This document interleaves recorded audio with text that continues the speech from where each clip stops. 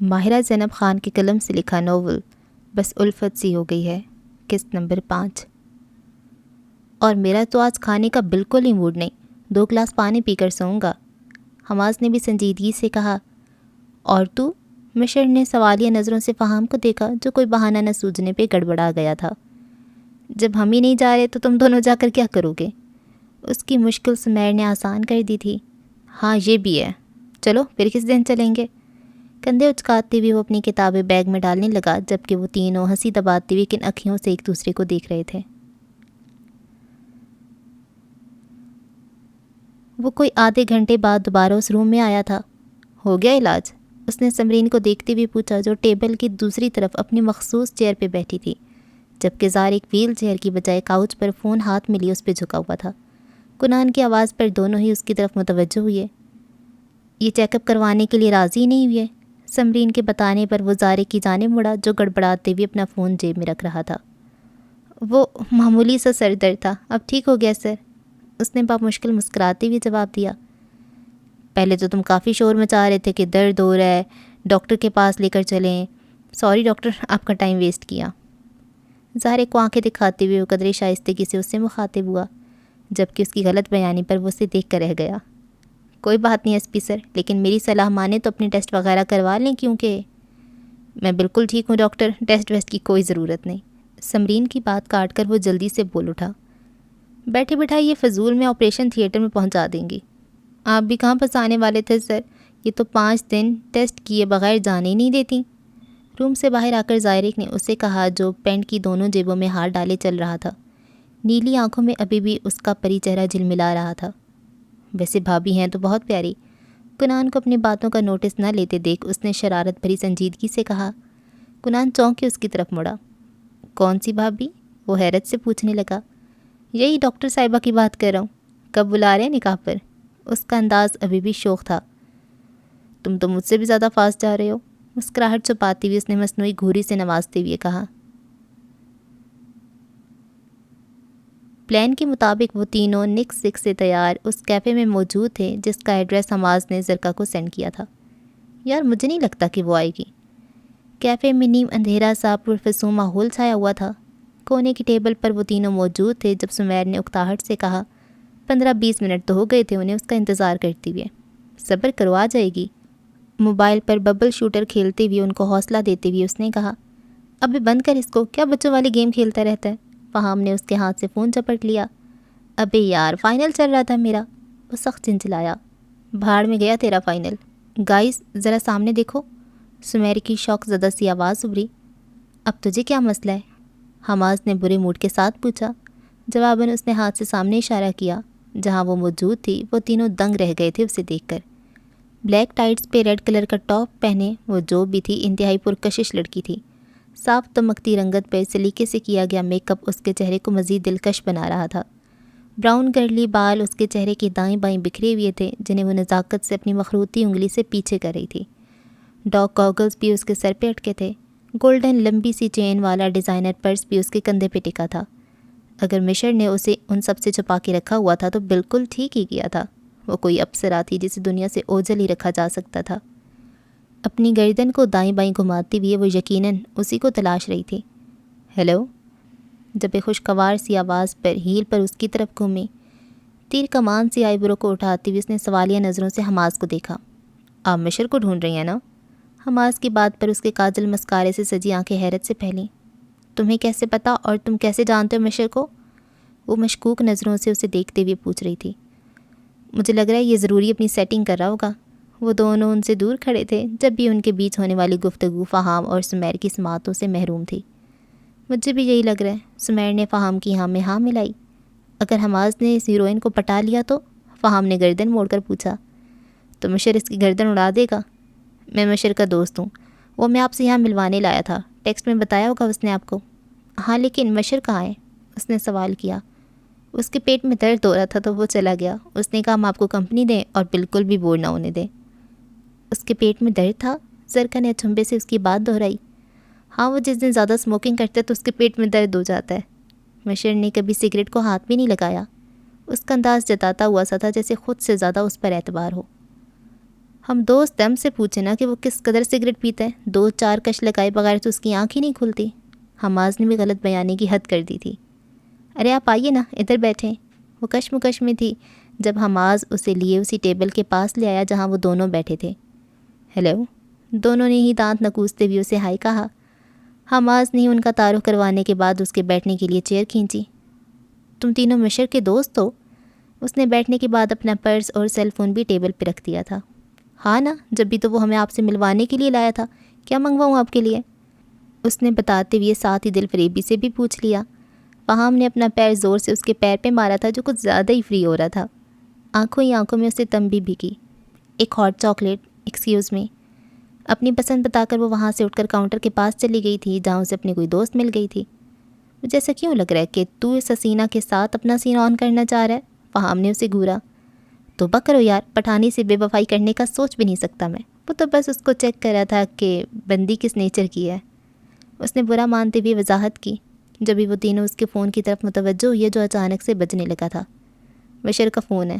سمیر نے جھک کر بلنک ہوتی اسکرین کو دیکھنے کے بعد انہیں اطلاع دی جہاں مشر کالنگ کے الفاظ جگمگا رہے تھے۔ سوئچ آف کر دوں؟ ورنہ پکڑے گئے تو ہو گیا کام۔ کیوں نہ آج پکڑے جانے کا مزہ بھی چکھ لیا جائے۔ مسکراہٹ دباتے ہوئے اس نے ہاتھ بڑھا کر زرکا کا فون اٹھا لیا تھا، پھر یس کر کے کان سے لگایا۔ ہیلو زرکا، کہاں ہو تم؟ مشر کی آواز اس کے کان سے ٹکرائی۔ زرکا نہیں، میں حماس ہوں، اور اتنے پیار سے کبھی مجھ سے تو نہیں پوچھا تو نے کہ حماس کدھر ہیں آپ؟ وہ مان بھرے انداز میں شکوے کرتا اسے حیران کر گیا۔ حماس، زرکا کا فون تیرے پاس کیا کر رہا ہے؟ وہ شدید شوق میں تھا۔ ہم تینوں زرکا باجی کے ساتھ ڈیٹ پر آئی ہیں، انہوں نے بتایا نہیں تجھے؟ وہ مصنوعی حیرانی سے بولا۔ کہاں پر ہو تم لوگ؟ اس نے غصے سے پوچھا تو حماس نے اسے کیفے کا نام بتا دیا۔ تم تینوں، دیکھ لوں گا تمہیں۔ شدید غصے سے کہتے ہوئے اس نے ٹھک سے فون بند کر دیا تھا۔ چلو بھائیو، بھاگنے کی تیاری کرو۔ حماس نے اس کا فون واپس رکھتے ہوئے انہیں بھاگنے کا سگنل دیا۔ تم لوگ کہاں جا رہے ہو؟ واپس آتے ہوئے زرکا نے انہیں جانے کی تیاری کرتے دیکھ کچھ حیرانی سے پوچھا۔ مشر آ رہا ہے، وہ آپ کو کمپنی دے گا، فی الحال ہم چلتے ہیں، پھر دوبارہ ملاقات ہوگی آپ سے۔ خوش دلی سے کہتے ہوئے وہ تینوں وہاں رکے نہیں تھے۔ سرفراز کا بھائی اس سے بہت پیار کرتا ہے اور اس کا خیال رکھتا ہے، لیکن سرفراز کی چھوٹی بہن بہت بدتمیز ہے۔ وہ اپنے بھائیوں کی بات نہیں مانتی اور ان سے لڑتی رہتی ہے۔ سمرین کچن میں ان دونوں کے لیے میکرونی بنا رہی تھی جو لاؤنج میں بیٹھے تھے۔ سنی فرال کو املا لکھوا رہا تھا جو نوٹ بک اور پین ہاتھ میں لیے بیٹھی تھی۔ دکھائیے کیا لکھا؟ سنی نے ایک جملہ بولنے کے بعد اسے لکھنے کا اشارہ کیا، اور جب اس نے بک اس کے سامنے کی تو سنی نے بے ساختہ خود کو صبر کی تلقین کی تھی۔ کیا لکھا ہے؟ سمرین نے کچن میں سے ہی ہنستے ہوئے پوچھا۔ پڑھ کر سنائیے، اس نے فرال کو کہا۔ سرفراز کا بھائی اس سے بہت پیار کرتی ہے اور اس کا خیال رکھتی ہے، لیکن سرفراز کا جو چھوٹی بہن ہے وہ بہت بدتمیز ہے، اپنے بھائیوں کی بات نہیں مانتا اور ان سے لڑتا رہتا ہے۔ اس نے جلدی سے اپنا لکھا ہوا سنایا۔ ویسے مڑا یہ کون سرفراز ہے جس کے بارے میں تم ہم کو لکھوا رہی ہے؟ پین کو دانتوں میں دباتے ہوئے اس نے ناسمجھی سے پوچھا۔ آپ سرفراز کو چھوڑیں، اپنی اردو پہ توجہ دیں۔ زا مڑا، ہم کون سا سرفراز سے دوستی کے لیے بول رہا ہے؟ اس نے ناک چڑھاتے ہوئے ہاتھ جھلایا۔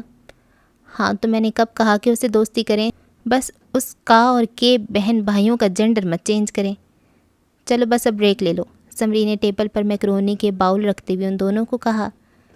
مڑا تم بہت مرچی ڈالتے، ہم سے نہیں کھایا جاتا، وہ منہ بنا کر بولی۔ سمرین، تم بہت مرچی ڈالتی ہو، مجھ سے کھایا نہیں جاتا، اس کو ایسے بولیں۔ 2 دن سے وہ اس کا خود ساختہ ٹیچر بنا ہوا تھا، ہر جملے پہ ٹوک کر وہ اس کی درستگی کرواتا تھا۔ ٹھیک ہے، لیکن سنی بھائی آج کی کلاس ختم کرو، ہم بور ہو گئے، وہ بیزاری سے بولی۔ ایسے کلاس ختم کرواتی رہیں گی تو اردو تو آپ صدیوں میں بھی نہیں سیکھ سکیں گی۔ اردو کو جوڑو، آج تم ہم کو پارک لے کر جائے گی جہاں پہلے لے کر گئی تھی، اس نے پرجوش انداز میں کہا۔ وہ ایک دفعہ سے کالونی کے پارک لے گیا تھا جہاں جا کر وہ بچوں کی طرح خوش ہوئی تھی، ابھی بھی وہی جانے کی فرمائش کر رہی تھی۔ ضرور لے کر جاؤں گا، لیکن پہلے یہ بولیں سنی، آج تم مجھے پارک لے کر جاؤ گے جہاں پہلے لے کر گئے تھے؟ اس کے پھر ٹوکنے پر وہ بے بسی سے سمرین کو دیکھ کر رہ گئی۔ ہر بات پر نہیں ٹوکا کرو سنی، سمرین نے اس کا لٹکا چہرہ دیکھتے ہوئے اسے تنبیہ کی جو چینج کرنے جا رہا تھا۔ تم کہاں جا رہی ہو؟ اس نے ربا کو لوڈو اٹھائے سیڑھیاں چڑھتے دیکھ حیرانی سے پوچھا۔ سواش بھائی کے ساتھ کھیلنے، اس نے رک کر بتایا۔ کس کے ساتھ کھیلنے؟ امائزہ نے دوبارہ پوچھا، جیسے سننے میں غلطی ہوئی ہو۔ سواش بھائی کے ساتھ؟ اس نے بھی اپنی بات پر زور دیتے ہوئے کہا۔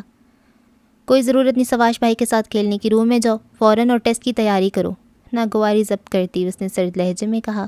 آپ ہی بس تھوڑی دیر، وہ منمنائی۔ جو کہا ہے وہ کرو ربا، اور یہ ادھر دو مجھے، سختی سے کہتے ہوئے عمائزہ نے اس کے ہاتھ سے لوڈو چھین لیا۔ جاؤ روم میں، اس کے پھر سے کہنے پر وہ برے برے منہ بناتی ہوئی وہاں سے چلی گئی تھی۔ کیوں منع کیا تم نے اسے میرے ساتھ کھیلنے سے؟ اپنی پشت پر ابھرتی اس کی بھاری آواز عمائزہ کو ساکت کر گئی تھی۔ جھٹکے سے وہ مڑی، جہاں وہ جینز پر لیمن کلر کی ہائی نیک پہنے، سینے پر بازو باندھے، گہری نظروں سے اسے دیکھ رہا تھا۔ اس کی نظروں کی تپش چہرے کے آر پار ہوتی محسوس ہو رہی تھی۔ کیوں منع کیا تم نے ربا کو؟ اس دفعہ اس کی آواز میں نامحسوسی سختی بھی تھی۔ اس کو پڑھائی کرنا تھی، نہ چاہتی ہوئی بھی اس کو جواب دیتے ہوئے اس نے آگے کو قدم بڑھا دیے تھے۔ رکو، سواش کی سرد آواز پر اس کے بڑھتے قدم رک گئے تھے۔ تم اتنا کتراتی کیوں ہو مجھ سے؟ آپ کی غلط فہمی ہے سواش بھائی، ایسا کچھ نہیں ہے، اس کی آنکھوں میں آنکھیں ڈال کر اس نے چباتی بھی کہا تھا، لیکن یہ اور بات تھی کہ اگلے ہی سیکنڈ وہ اپنی نگاہیں پھیر گئی تھی۔ نہ جانے کیسی بھیت بھری نظریں تھیں اس کی۔ سچ بولنے والے نظریں نہیں چرایا کرتے، اور آئندہ میرے نام کے ساتھ یہ سو کالڈ ورڈز مت لگانا۔ عمائزہ کو اس کا انداز دھونس بھرا ہی لگا تھا، جو گہری سنجیدگی سے کہتے ہوئے اس کی سائڈ سے ہوتے ہوئے سیڑھیوں کی جانب بڑھ گیا تھا۔ وہ اس کی پشت کو گھور کر رہ گئی۔ ایس ایس پی سر تشریف لائے ہیں، اس کے تھانے پہنچنے پر مؤسب نے اسے اطلاع دی۔ ماں کنان نے بے ساختہ گہری سانس بھری تھی۔ ایسا کرو 2 کپ زبردست سی چائے بھجوا دو میرے روم میں۔ کنان کی ہدایت پر وہ سر ہلاتی ہوئی آگے بڑھ گیا تو وہ بھی کیپ سر سے اتار کر بال سنوارتے ہوئے اپنے روم میں آیا، جہاں حسام لغاری اس کی راکنگ چیئر پہ براجمان کسی فائل کی ورگردانی کر رہے تھے۔ وہ انہیں سلیوٹ کر کے سامنے والی چیئر سنبھال چکا تھا۔ حسام لغاری نے ایک تیز نظر اس پر ڈالی اور پھر سے فائل کی طرف متوجہ ہو گئے۔ یار ایسے ناراض تو مت ہو ماموں، وہ بے بسی سے بولا۔ ہم دونوں ہی اس وقت آن ڈیوٹی ہیں ایس پی ماہ کنان، سو کسی بھی رشتے کو بیچ میں لانے کی کوشش بھی مت کرنا، وہ سختی سے اسے باور کروا رہے تھے۔ Okay I am so sorry S S P sir, لیکن مجھے بتائیے تو صحیح کہ میں نے اب کیا جرم کر دیا ہے؟ یہ اداکاری مت کرو میرے سامنے ورنہ ایک تھپڑ کھاؤ گے۔ ان کے گھورنے پر وہ سر کھجا کے رہ گیا۔ میری کوئی بات تو تمہاری سمجھ میں آتی نہیں ہے؟ جب میں نے سائیں بخش کے معاملے میں تم ہاتھ ڈالنے سے منع کر دیا ہے تو تم کیوں اس کا پیچھا نہیں چھوڑ دیتے؟ وہ کڑے انداز میں پوچھ رہے تھے۔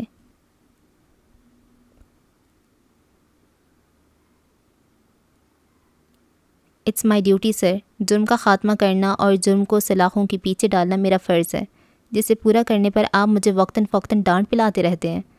اس کا سنجیدہ انداز آخر میں شکایتی ہو گیا تھا۔ ہر چیز کا ایک طریقہ ہوتا ہے ماہ کنان، اگر میں تمہیں کسی چیز سے منع کرتا ہوں تو اس کے پیچھے کوئی وجہ ہوتی ہے۔ یہ صرف سائیں بخش کی بات نہیں ہے کہ جسے آسانی سے گرفتار کر کے جیل میں ڈال دیا جائے، اس کے پیچھے پورا سرکل ہے، تم سوچ بھی نہیں سکتے۔ اس کو ملک کی کن جانی مانی ہستیوں کی بیک حاصل ہے، جو عہدے میں تم سے اور مجھ سے کافی اونچے ہیں، جن کا تم یا میں بال بھی بیکا نہیں کر سکتے۔ سو اپنے غصے کو ٹھنڈا کرو اور روزمرہ کے کیس کو حل کرنے پہ توجہ دو۔ حسام لغاری نے کافی تفصیل و آرام سے اسے سمجھایا، جو سیدھے ہاتھ کی مٹھی بنا کر ہونٹوں پر جمائے بیٹھا سنجیدگی سے سن رہا تھا۔ اگر ایک بندے کی بات ہوتی تو میں خود کہتا جاؤ کنان سے گرفتار کر لاؤ، لیکن یہ اتنا بڑا نیٹ ورک ہے، کیا سب کو اریسٹ کرو گے تم؟ انہوں نے اپنی بات جاری رکھتے ہوئے پوچھا۔ ہاں ضرورت پڑی تو سب کو کروں گا۔ خفیف سے شانے اچکا کر وہ اپنی چائے کی طرف متوجہ ہو چکا تھا، جو حوالدار تھوڑی دیر پہلے رکھ گیا تھا۔ وہ اپنی پیشانی مسل کے رہ گئے تھے۔ اس کو تو اس کا باپ تک نہیں سمجھا سکتا، پھر وہ پتہ نہیں کیوں اس پتھر سے اپنا سر پھوڑ رہے تھے۔ شام کے وقت موسم انتہائی خوشگوار ہو رہا تھا۔ وہ دونوں واک کرتے ہوئے صاف سیدھی سڑک پر چلتی جا رہی تھیں، جب ایک انجانے سے احساس نے اسے پیچھے پلٹنے پہ مجبور کر دیا۔ چلتے چلتے اس نے یوں ہی چہرہ موڑ کر اپنے پیچھے دیکھا۔ اس کی شکل دیکھ کر پتہ نہیں کیوں اس پر بیزاری سی طاری ہو جاتی تھی۔ دوپہر والے لباس میں ہی ایئر فونز کانوں میں لگائے، سر سیل فون پہ جھکائے وہ ان کے پیچھے پیچھے چلا آ رہا تھا۔ ربا نے بھی اس کی تقلید میں رخ موڑ کے اسے دیکھا۔ آپ کہاں جا رہے ہیں سواش بھائی؟ اس نے قدم روک کر خوشگواری سے پوچھا۔ بس ذرا پارک تک جا رہا تھا۔ اس کی بے نیازی سے دیے گئے جواب پر عمائزہ نے ایک تیز نظر اس پر ڈال کر فوراً ہی ہٹا لی تھی۔ ہم بھی تو وہیں جا رہے ہیں، آپ ہمارے ساتھ ہی چلیے نا، ایسے باڈی گارڈز کی طرح ہمارے پیچھے پیچھے کیوں چل رہے ہیں؟ اس نے شرارت سے پوچھا۔ بھائی بہنوں کے گارڈز ہی تو ہوتے ہیں ربا، سر سے ڈھلکتا سرمئی آنچل پھر سے جماتے ہوئے اس نے طنز بھری مسکراہٹ سے ربا کو کہنے سے زیادہ جیسے اس پر کچھ جتایا تھا۔ اس کے لہجے میں ایسا کچھ ضرور تھا جو سواش پہ ساختہ اسے دیکھنے پہ مجبور ہو گیا۔ گلابی اور سرمئی کپڑوں میں وہ اسے بھیگی سی شام کا ہی حصہ لگ رہی تھی۔ چلو، ربا کو رک کے دیکھ امائزہ نے چلنے کا اشارہ کیا اور خود بھی آگے قدم بڑھا دیے۔ دوسرے ہی لمحے وہ اس کے ہم قدم ہو چکا تھا۔ امائزہ نے چونک کر اسے اپنے برابر میں ایک ساتھ قدم اٹھاتے دیکھا۔ اس نے بھی اسی وقت اس کی آنکھوں میں دیکھا۔ نظروں کا تصادم اتنا خطرناک تھا کہ ان دونوں کو ہی اپنا دل رکتا ہوا محسوس ہوا۔ گھبرا کر وہ فوراً ہی سائڈ پر ہو گئی تھی، ایسے کہ ربا اب ان دونوں کے بیچ میں چل رہی تھی۔ سواش کو اپنا سینہ ایک دم خالی سا لگا تھا، جیسے متواتر دھڑکتا اس کا دل ساکن ہو گیا ہو۔ امائزہ کی جھیل سی گہری سی آنکھوں میں ڈوبتا اور بھرتا اپنا عکس اسے صاف دکھائی دیا تھا۔ وہ بے جان سا سر جھکائے چلتا جا رہا تھا، جبکہ اپنی جگہ پر وہ پیچ و تاب کھا رہی تھی۔ وہ تو اپنی کتابیں لیے سنگی بینچ پر جا کر بیٹھ گیا تھا، جبکہ وہ تھوڑی دور کھیلتے بچوں کو خوشی سے دیکھ رہی تھی۔ اتنا سبزہ اور سکون تھا وہاں پر کہ انسان پل بھر کو اپنی تمام ساری پریشانیاں اور تکالیف بھول کر اس ماحول میں رچ بس جائے۔ گھر چلیں؟ سنی نے گھڑی پہ وقت دیکھتے ہوئے اس سے پوچھا۔ ننگے پیر گھاس پر واک کر رہی تھی۔ ابھی نہیں، ٹائم زیادہ ہو گیا، آپ ہی گھر پہنچ گئی ہوں گی۔ بس کچھ دیر اور۔ اس کے ضد کرنے پر وہ بھی اس کے ساتھ چہل قدمی کرنے لگا۔ ارد گرد کے ماحول سے بے نیاز گھاس پر آلتی پالتی مارے وہ ہاتھ میں پکڑی کتاب پہ سر جھکائے پوری طرح سے غرق تھا۔ یہ اور بات ہی کہ اکنامکس کی وہ بک اس کے سر کے 4 فٹ اوپر سے گزر رہی تھی۔ چھوڑ دے بھائی، کیوں اپنا بی پی لو کر رہا ہے؟ اس کو آدھے گھنٹے سے ایک ہی پوزیشن میں بیٹھے دیکھ فہام نے ہمدردی سے پوچھا۔ تو نے قسم کھائی ہے کیا آج ہی اسے دماغ میں نقش کرنا ہے؟ شش! ان دونوں کے مسلسل بولنے پر اس نے بدمزہ ہوتے ہوئے انگلی اٹھا کر انہیں ٹوکا۔ ان کی دخل اندازی مطالعے پہ برا اثر ڈال رہی تھی۔ واپسی پر میں تجھے ڈاکٹر کے پاس لے کر جاؤں گا۔ ہائے بھٹھے بٹھائے پتہ نہیں کیا پروفیسر بھوت چمٹ گیا بچے کو۔ کوکا کولا کی بوتل کو وہ اس کے سر سے وارتے ہوئے فکر مندی سے کہہ رہا تھا جیسے اس کی نظر اتار رہا ہو۔ ڈاکٹر کے پاس نہیں، اس کو کسی بابا وابا سے جھاڑ جھنکاڑ کروانے کی ضرورت ہے۔ بھوت تو وہی اتارتے ہیں نا۔ تم لوگ خاموش نہیں رہ سکتے تھے کچھ دیر؟ بار بار تسلسل ٹوٹنے پر وہ جھنجھلا کر بولا، جب ایک باسکٹ بال تیزی سے اڑتی ہوئی آ کر اس کے سر پہ زور سے لگی تھی۔ ہائے میرا سر! وہ کرا اٹھا، کتاب اس کے ہاتھ سے چھوٹ کر گھاس پہ گری تھی۔ ان تینوں نے مڑ کر غصے سے اس شخص کو دیکھنا چاہا تھا جو پیٹھ پیچھے سے وار کر رہا تھا، لیکن آندھی طوفان کی طرح خطرناک تیور چہرے پہ سجائے اسے تیز تیز قدم اٹھاتے ہوئے اپنی جانب بڑھتے دیکھ ان کی صحیح معنوں میں سٹی گم ہو گئی تھی۔ بھاگو! ایک ساتھ چیختے ہوئے اپنا سامان چھوڑ چھاڑ کر انہوں نے دوڑ لگا دی تھی۔ وہ بھی کسی آوارہ بھوت کی طرح ان کے پیچھے پیچھے بھاگ رہا تھا۔ رک جاؤ کمینوں، آج تم لوگوں کو قتل کیے بغیر گھر نہیں جاؤں گا میں۔ بشر کے سر پہ جیسے خون سوار تھا۔ اوئے رک جا بغیرت، اپنے دوست جیسے بھائی کو قتل کرے گا، جہنم میں جائے گا سیدھا، اور اس سے پہلے پھانسی پر لٹکے گا۔ درخت کے آڑ میں پناہ لیتی ہوئی حماس مسلسل دہائیاں دے رہا تھا۔ منظور ہے مجھے پھانسی پہ لٹکنا، لیکن آج تو تمہیں قتل کر کے رہوں گا میں۔ وہ شدید غصے میں ان تینوں پہ برس رہا تھا۔ دوست دوست کا دشمن ہو گیا۔ ہائے لڑکی نے آتے ہی پھوٹ ٹلوا دی۔ دیکھو لوگوں، چڑیل نے قبضہ کر لیا میرے یار پر۔ اس کی تیزی سے چلتی زبان کو مشر نے اس کا گلا دبا کر روکا تھا۔ چپ کر جا کمینے، کیوں دنیا کو جمع کر رہا ہے؟ وہ گھورتے ہوئے بولا۔ گلا چھوڑ، ابے چھوڑ دے، سانس نہیں آ رہا۔ وہ اٹک اٹک کر بولتے ہوئے اس کی گرفت سے نکلنے کی کوشش کر رہا تھا۔ پورا پاگل ہو گیا تو مشر؟ فہام اور سمیر نے مشکل سے پکڑ کے اسے قابو کیا۔ اللہ تیرا شکر۔ گھاس پر بیٹھا وہ کھانستے ہوئے اپنا گلا سہلا رہا تھا۔ کیا بکواس کر کے آئے ہو تم لوگ زرکا سے؟ میں سگریٹ پیتا ہوں، صبح شام پیتا ہوں، وہ تپے ہوئے انداز میں بولا۔ مذاق کیا تھا، ہمیں کیا پتہ تھا وہ سائیکو ہے جو ہماری باتیں سیریس لے لے گی۔ مذاق کے بچے، وہ سائیکو ڈی ایس پی کی بیٹی ہے، ایک اشارے پر تم تینوں کو اندر کروا دے گی۔ مشر نے تن سے چباتے ہوئے کہا۔ ڈی ایس پی کی بیٹی؟ وہ بری طرح چونکے۔ ابھی تجھے شرم نہیں آتی؟ ڈی ایس پی کی بیٹی ہی ملی تھی تجھے چکر چلانے کے لیے؟ چکر نہیں چلا رہا، دوست ہے میری، اس نے قدرے برا مان کر کہا۔ دوست ہے میری، ہم سے چبا کر کیوں رکھا تو نے؟ اس کی نقل اتارتے ہوئے حماس نے اس پر چڑھائی کر دی۔ ہاں بتا نا، ہم سے کیوں چھپایا تو نے؟ فہم اور سمیر نے بھی آنکھیں ماتھے پہ چڑھا لیں۔ یار وہ تو میں، ان تینوں کے لڑاکا عورتوں کی طرح گھورنے پر وہ گڑبڑا گیا تھا۔ کیا وہ تو میں؟ وہ ایک ایک قدم پیچھے ہٹ رہا تھا۔ بھاگنا مت مشر، ورنہ بہت برا پیش آئیں گے تجھ سے، سمیر نے اسے دھمکایا۔ پہلے پکڑ تو لو بے وقوف ہو، اس نے کہنے کے ساتھ ہی دوڑ لگا دی تھی۔ اوئے رک جا! کچھ دیر پہلے کا منظر اب بدل چکا تھا۔ اب وہ تینوں اس کو پکڑنے کے چکر میں بحال ہو رہے تھے، جس نے انہیں پورے گراؤنڈ کے چکر لگوا دیے تھے۔ وہ بے بسی سے اپنا سر تھام کر رہ گئی تھی۔ اس کے سامنے اسٹول پر بیٹھے ایک ضعیف بابا جی اس بات پر اڑے ہوئے تھے کہ وہ بیمار ہیں اور انہیں دوا دی جائے، جبکہ سمرین کے سامنے رکھی ان کی ساری رپورٹس کلیئر تھیں۔ کوئی سیریس مسئلہ انہیں لاحق نہیں تھا۔ تم ٹھیک سے دیکھو بیٹا، اتنی عمر ہو گئی ہے، میری کوئی ایک بیماری تو ہوگی، اب ایسا تو نہیں ہو سکتا کہ میں مکمل صحت مند ہوں۔ انہوں نے پھر سے اپنا مطالبہ دہرایا، جو وہ پچھلے 20 منٹ میں 50 بار کر چکے تھے۔ بابا جی آپ خوش قسمت ہیں جو اس عمر میں بھی ماشاء اللہ سے بالکل ٹھیک ہیں، ان دوائیوں کی آپ کو کوئی ضرورت نہیں ہے۔ اس نے بے بسی سے انہیں سمجھانے کی کوشش کی جو بیکار ہی ثابت ہو رہی تھی۔ تبھی دروازے پہ دستک دے کر اس نے اندر قدم رکھا۔ اسے دیکھ کر سمرین نے بے ساختہ سکون کی سانس بھری۔ ڈاکٹر صفوان، آپ پلیز ان کی رپورٹس دیکھ لیں گے؟ وہ کم عمر ڈیشنگ سا ڈاکٹر بلیک پینٹ پر وائٹ کلر کی شرٹ پہنے، گلے میں اسٹیتھوسکوپ ڈالے اس کے پاس آیا۔ ضرور دیکھ لیں گے، دکھائیے، خوش دلی سے کہتی ہوئی وہ ایک چیئر گھسیٹ کر ان کے برابر میں بیٹھا۔ یہ لیجئے۔ سمرین نے ساری رپورٹ سمیٹ کر اس کو تھمائی۔ تم ہی ٹھیک سے پڑھ کر بتاؤ بیٹا، اس بچی کو کہاں پڑھنا آتا ہوگا؟ مشکل سے یہ 11ویں 12ویں جماعت کی طالبہ لگتی ہے، پتہ نہیں کس نے ڈاکٹر بنا کے بٹھا دیا اسے۔ ان کی بات پر جہاں اس کی آنکھیں حیرت سے پھیلی، وہیں صفوان نے بامشکل اپنی امڑتی مسکراہٹ ضبط کی۔ یہ تو آپ زیادتی کریں بابا جی۔ سمرین نے سخت چاقی نظروں سے انہیں دیکھا۔ ارے میں جھوٹ بول رہا ہوں تو اس بچے سے پوچھ لو تم۔ انکل جی بالکل ٹھیک کہہ رہے ہیں ڈاکٹر۔ غور سے ان کی رپورٹس کا جائزہ لیتے ہوئے صفوان نے شرارت بھری سنجیدگی سے کہا، آپ سے تو بعد میں بات ہوگی ڈاکٹر صاحب۔ سمرین نے اسے مصنوعی گھورا۔ آپ کا شک درست تھا انکل جی۔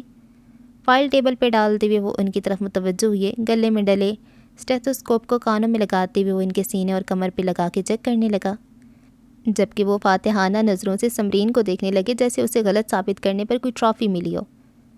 میں کچھ دوائیاں لکھ رہا ہوں، انہیں صبح شام پابندی سے لیتے رہیں اور پھر 10-15 دن میں آ کر دوبارہ مجھے چیک اپ کروائیے، پیشہ ورانہ انداز میں کہتے ہوئے اس نے سمرین کے سامنے پڑا نوٹ پیڈ اٹھا کر کان میں اٹکا پین نکال کر اس پہ گھسیٹنا شروع کر دیا، پھر پرچہ پھاڑ کے ان کی طرف بڑھایا۔ لیکن ڈاکٹر، اس نے کچھ بولنا چاہا تھا لیکن صفوان نے اشارے سے اسے خاموش رہنے کو کہا۔ خوش رہو بیٹا، جیتے رہو۔ خوشی سے صفوان کو دعائیں دیتے ہوئے ان کے سر پہ ہاتھ پھیر کر وہ روم سے چلے گئے تھے۔ یہ سب کیا تھا ڈاکٹر صفوان؟ ان کی رپورٹس بالکل کلیئر تھیں، پھر آپ نے انہیں کون سی دوائیاں لکھ کر دی ہیں؟ وہ تعجب و پریشانی سے پوچھ رہی تھی، جو اس کے سامنے رکھا کافی کا مگ بے تکلفی سے اٹھا کر لبوں سے لگا چکا تھا۔ ایک بیماری ہوتی ہے جسے وہم کہتے ہیں۔ تسلی سے گھونٹ بھرنے کے بعد اس نے سکون سے جواب دیا، اور جیسے کہ آپ جانتی ہیں کہ وہم کا علاج تو حکیم لقمان کے باپ دادا کے پاس بھی نہیں تھا۔ ہاں لیکن آپ نے کیا دوائیاں لکھ کر دی ہیں انہیں؟ اس کی حرکت پہ گھورتی ہوئے سمرین نے اپنا مگ اسے جھپٹا جو آدھی کافی پی چکا تھا۔ وٹامنس کی ٹیبلٹس، وہ تو عام حالات میں بھی لی جائیں تو نقصان نہیں کرتی، لاپرواہی سے کہتی ہوئی اس نے پھر مگ اچک لیا۔ مجھے تو لگتا ہے آپ یہاں آتی ہی میری کافی اڑانے کے لیے۔ ایک تیز گھوری اس کی طرف اچھالتے ہوئے وہ اپنی ٹیبل پر بکھری اشیاء کو ترتیب دینے لگی۔ اور یہ بات آپ اچھے سے جانتی ہیں جب یہ میرے لیے بچا کر رکھتی ہیں۔ اس کا انداز شرارت بھرا تھا۔ جی نہیں، ایسی کوئی بات نہیں ہے، اس نے جلدی سے کہا تو وہ اس کے انداز پہ ہنس پڑا۔ السلام علیکم۔ بلند آواز سے سلام کرتے ہوئے وہ سیدھا کچن میں آیا تھا، جہاں اس پہ معمول انیسہ اور زرمین رات کے کھانے کی تیاری کر رہی تھیں۔ کباب فرائی کرتے ہوئے انہوں نے مصروف سے انداز میں جواب دیا تو کنان نے ان کے ہاتھ سے کفگیر لے لیا۔ لئیے میں کرتا ہوں، تم رہنے دو کنان، میں کر لوں گی۔ انیسہ نے اسے واپس لینا چاہا جو احتیاط سے کبابوں کو الٹ پلٹ کر رہا تھا۔ آپ میرے لیے اسٹرانگ سی کافی بنا دیں، میں تب تک آپ کا کام کر دیتا ہوں۔ کوئی نہیں بنے گی کافی، کھانے کا وقت ہے، سیدھی طرح وہ کھاؤ، کافی پی پی کے اپنی صحت خراب کرنی ہے تم نے، انیسہ نے ناپسندیدگی سے کہا۔ انہیں بہت کھلتا تھا اس کا وقت بے وقت چائے کافی پینا۔ آپ کا حکم سر آنکھوں پر ممی، لیکن آدھا کپ تو بنا دیں پلیز۔ اس کا انداز لجاجت بھرا تھا۔ چینج کرو جا کر اور ڈنر کے لیے آؤ، وہ تحکم سے بولیں تو وہ بیچارگی سے زرمین کو دیکھ کر رہ گیا جو ان کے مکالموں پہ مسکرا رہی تھیں۔ خوشبو بتا رہی ہے کباب بڑے لذیذ بنے ہیں۔ کچن میں داخل ہوتے ہوئے اس نے اپنا بیگ ایک طرف رکھا اور کاؤنٹر پہ چڑھ کر بیٹھ گیا۔ ٹیسٹ تو کروائیے ایس پی سر، کنان کو کباب فرائی کرتے دیکھ اس نے شوخی سے کہا۔ ماہرہ زینب خان کے قلم سے لکھا ناول بس الفت سی ہو گئی ہے۔ قسط نمبر 5 کا اختتام ہوا۔ آپ سے اگلی قسط میں ملاقات ہوگی، تب تک کے لیے اللہ حافظ۔